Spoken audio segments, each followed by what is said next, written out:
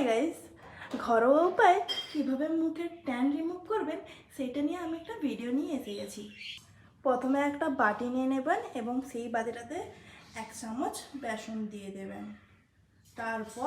তারপর পরিমাণ মতো কিছুটা দই দিয়ে দিতে হবে এবং দিয়ে করে এটার পেস্ট বানিয়ে দিতে হবে। পেস্টটা তৈরি হয়ে গিয়েছে।